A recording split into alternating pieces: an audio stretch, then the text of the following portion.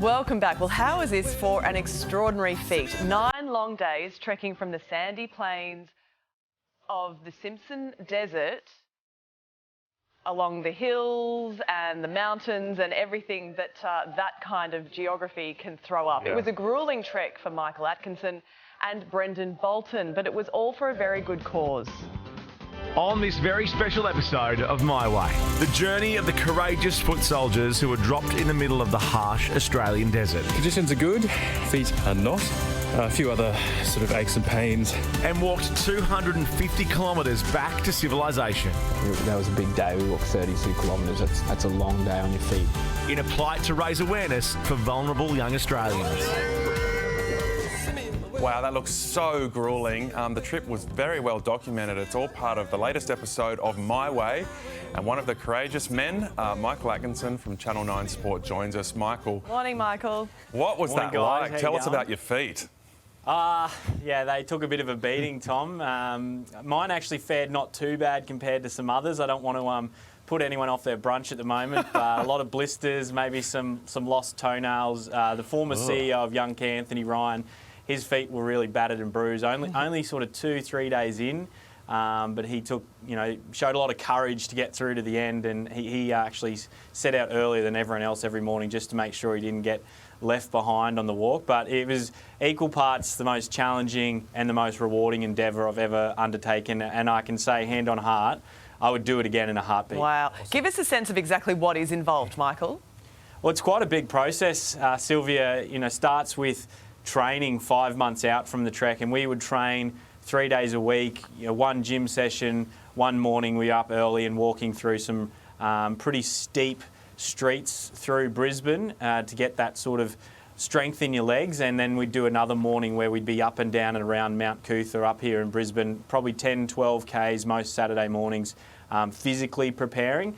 And as I said, we did that for 5 months, and then when you hit the desert, it's straight into walking, it's straight into difficult conditions. There's no frills either. I think a lot of people thought, I was going on a bit of a camping adventure and I'd have a nice warm cooked meal around the fire and maybe a couple of beers or something like that. But the whole point of it is to sort of take you out of your comfort zone and take away some of the frills that you enjoy and the creature comforts you enjoy in life to experience, for a very short time, a life that doesn't have comfort and control. So we sort of ate dehydrated food, and you could only sort of stop and eat when there was time to.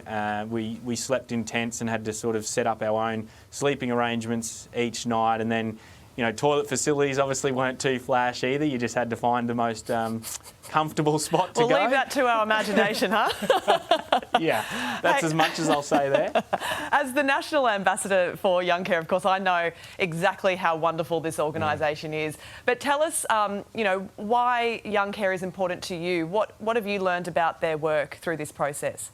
I've just learnt that what's happening with young Australians living with high care needs, Sylvia and Tom, it's actually a bit of a blight on Australia, that they are kind of just shipped into aged care facilities and other residents that aren't appropriate for young people between the ages of 16 and 65 who still have a right to live a life with independence and choice and control and comfort and that sort of thing, and rather being put in a facility that isn't tailored to them, where they're sort of treated in a way that just isn't appropriate for them of their age, whether they're born with a disability or something they've acquired later in life.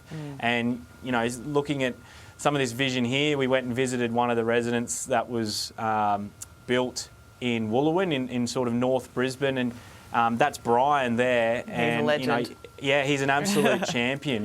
He brews his own beer. He loves Busby Maroo. He goes to concerts, and he has all the care and support he needs. But he effectively lives in a share house, and he can stay up listening to Busby Maroo late at night if he wants to, and he's not sort of like told when he needs to go to bed and what he needs to do outside the care that he needs. And you can see the smile on his face and the enjoyment, and speaking to his family, just the joy in his life since moving into a facility like that. And so when you connect with someone like Brian, you just realise how important this cause is and how much it actually changes someone's life. Even if it's one person, it's hard not to get connected to that, you know. Not just for Brian, but for his sister Tash and for the whole family. It's an extraordinary organisation. You know I love them very much. And well done to you, Michael, Yeah, huge effort. for taking that Thank on. you, guys. And, well, you've already signed yourself up for the next one, my friend. There's no backing out now.